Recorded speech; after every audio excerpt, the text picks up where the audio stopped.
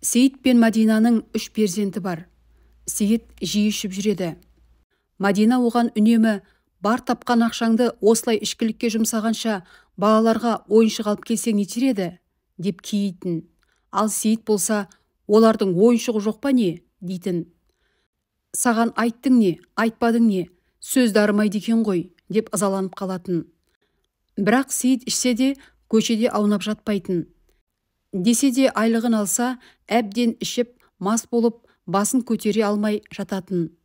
Кей кездері ертесіне де бас жазамын деп ішіп, бастығынан сөз естіп қалатын күндерде болған еді. Бір күні Сейіт жұмыстан шығып, қолына тиген авансына дереу досы Әбдіразаққа қоңырау шалып, онымен ішуге шықты. Алайда сол күні оны үйінде әйелі тосып отырған еді. Үйде азық-түлік таусылған. Мәдина оған үйден шығарда, бүгін ақшаңды алсаң, ішіп қоймай үйге алып келші. Үйге анау-мынау алайын. Тамақ жасайтын ештеңе қалмады деген еді. Ал Сейіт құлқынын баса алмай Әбдіразаққа алдыңғы жолы аванс алсам отырамыз деген уәдесінде тұрмақшы болды. Екеуі сыраханаға келді. Олар біраз ішіп те қойған. Сейіттің әйелі айтқан сөзі есіне түсіп қайтпақшы болды. Алайда Әбдіразақ оны әбден қайрап еді. Әйелің не айтса да жүгіріп бармай, еркек екеніңді көрсетсеңші бір, деді Әбдіразақ. Бұл сөзді естіген Сейіттің намысы ұстап, бар ақшаны ішімдікке салып жіберді. Ақшасы біткен соң қисалаңдап үйіне келді. Оның жүрісінен ақ байқап еді. Мәдина әбден ығыры шыққан. Ызадан жылап жіберді. Ішке кірмек болған Сейітке ақшаны берші тез деп сұрап еді. Ол жоқ ақша, ішіп қойдым деді. Мәдина оның кеудесінен ұрғылап, қалай ғана үйге қимаған ақшаны араққа жұмсап жібердің?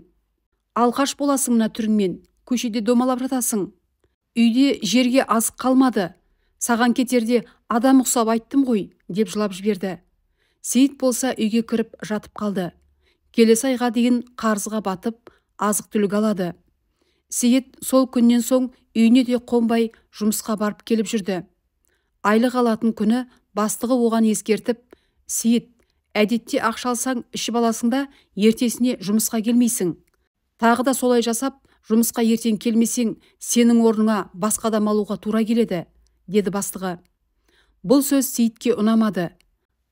Жұмыстан шыға сала үйіне қайтар жолда 5000 теңгеге лайықтап, дүкеннен арақ шарап алды. Дүкеншіге оны пакетке салып бер деп айтты. Сатушы оны пакетке салып берді.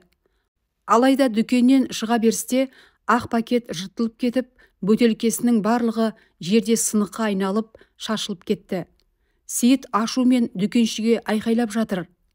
Ақшамды қайтарып бер деп те айтты. Алайда дүкенші пакеттің өзі бергенде бүтін екенін айтып, ақшасын қайтарып бермеді.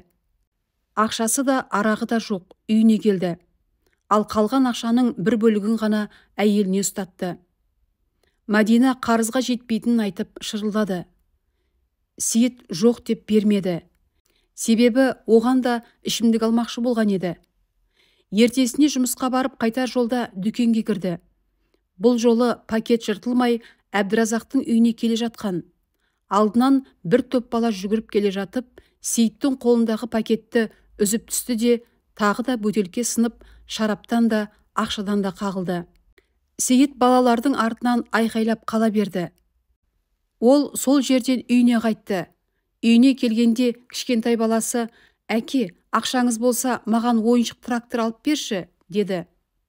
Сейіт болса, ей, кетші бар, қайдағы трактор? Әке, ол қымбат емес, 1000 теңге тұрады, деді баласы жалынып.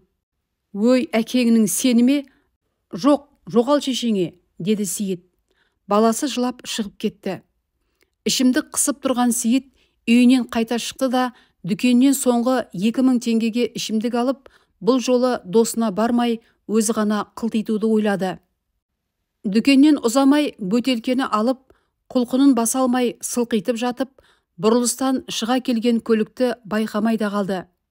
Міне, енді есін жиса, әлгінде ғана ойыншық трактор сұраған баласы қасында жылап тұрып, әке, көзіңізді аштыңыз ба?